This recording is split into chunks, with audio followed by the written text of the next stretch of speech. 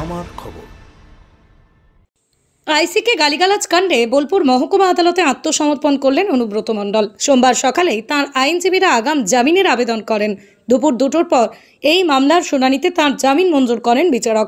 এদিন সকালেই তাঁর আইনজীবীরা আগাম জামিনের আবেদন করেন আদালতে। জানা গিয়েছে 1000 টাকা ব্যক্তিগত বন্ডে অনুব্রতকে জামিন দেন এসিজেএম। অনুব্রত মণ্ডলের পক্ষের আইনজীবী নূপুর দত্ত বন্দ্যোপাধ্যায় বলেন, অনুব্রত মণ্ডল আত্মসমর্পণ করেছেন। বিনা শর্তেই 1000 টাকা বন্ডে তাকে জামিন দিয়েছেন বিচারক।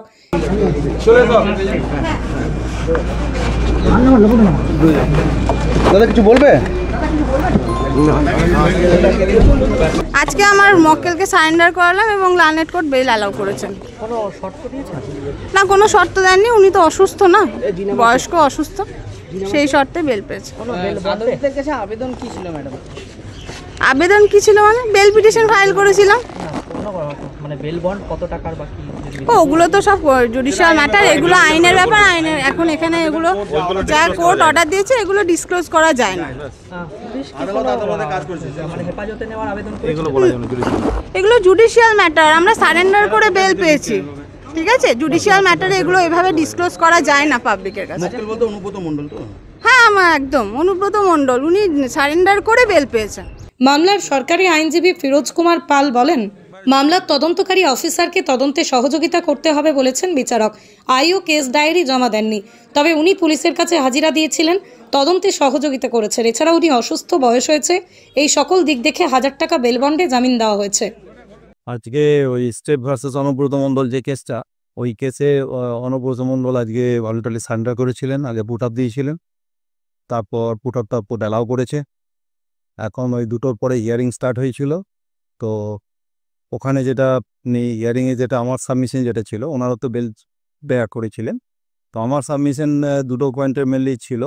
সেটা ছিল যে নোটিশটা ডিউলি কমপ্লাই হয়নি, অর্থাৎ সেকশন 35(3)তে যেভাবে নোটিশ কমপ্লাই করার কথা সেটা আয়ও করেননি, 1 নম্বর। 2 নম্বর হচ্ছে যে যেহেতু সেশন ট্রাভেল অফেন্স ছিল সেকশন 75, যে কারণে উইদাউট গান থ্রু সিডি, মানে সিডি না দেখে আমাদের পক্ষে বলা মুশকিল, কারণ সিডিতে কী মেটেরিয়ালস আছে, কতটা ডেভেলপমেন্ট হয়েছে ইনভেস্টিগেশনে, আমরা কিছুই জানি।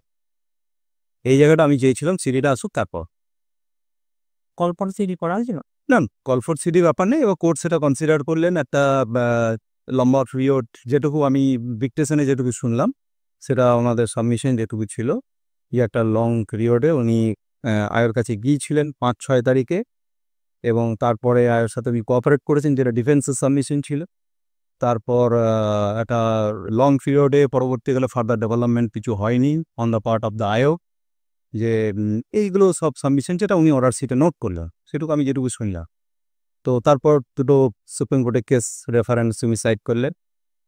এই করে উনি ওনার বয়সের কথা ভেবে উনি বিভিন্ন অসুখে ভুগছেন, সাফারিং ফ্রম এরিয়া সেলমেন্টস, এইগুলো ভেবে কোর্ট বেলটা গ্রান্ট দেয়। কোনো শর্ত আরোপ করার শর্ত আয়ের সাথে মিট করতে হবে ফর ইনভেস্টিগেশন, আর কি ইনভেস্টিগেশন পারপাসে আয়ের সাথে কোঅপারেট করতে হবে। তখন ডাকবে। আর কত ব্যক্তিগত কোনো বন্ড হলে 1000 টাকা করতেও না। নতুন আশার আলো এবার বীরভূম জেলায়। বীরভূম জেলায় প্রথমবার শান্তিনিকেতন মেডিকেল কলেজ ও হাসপাতালে শুরু হলো HPLC পদ্ধতিতে অত্যাধুনিক ল্যাফিনাইট-2 মডেলের মাধ্যমে থ্যালাসেমিয়া নির্ণয়। বিস্তারিত জানতে আজই যোগাযোগ করুন শান্তিনিকেতন মেডিকেল কলেজ ও হাসপাতাল, বোলপুর, বীরভূম। দেখতে চোখ রাখুন আমাদের ফেসবুক ও ইউটিউব চ্যানেলে।